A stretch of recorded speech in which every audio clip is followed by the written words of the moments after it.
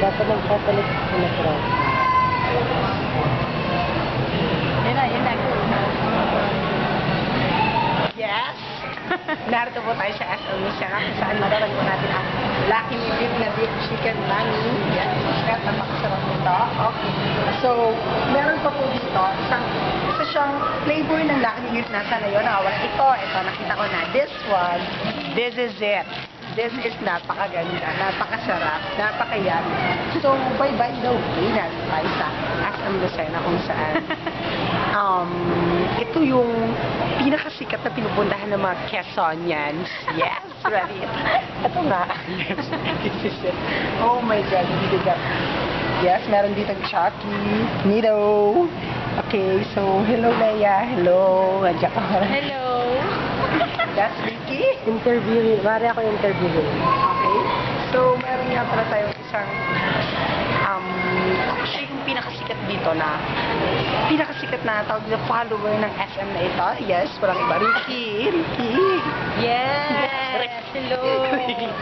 May papadalagdag lang ako. So, hindi lang ito ang bago naming Lucky Me. So, meron pa kami isa, this Lucky Me Beef. So, mas masarap siya kaysa dito, pero mas in-endorse namin itong dalawa kasi Lucky Me rin naman siya. The other one, Nagugulo yung, Tender Juicy Me. Yes. Ang Tender Juicy po, isa po siya sa paborito ng mga bata na juicy, yes. Juicy. Ito po, ang balot niya po ay sumaabot na 300 pesos. Thank you, ma'am. And again, Yes. Marco Bell. Hello. Yes. Narito na tayo. Johnson's Baby. Gusto na makikita natin dito. Nice. Social. Yes. Okay, then next. Yes, the tide. Tide. Ang Tide ay isa sa pinaka-paborito ng mga mothers natin na gamitin para sa maduduming labada. Oh. Sa isang puti lang, tanggal ang libag ng iyong labada. Pero, baka mas gusto niya ng Downy, ang paborito ng mga pinakain natin, Downy Passion.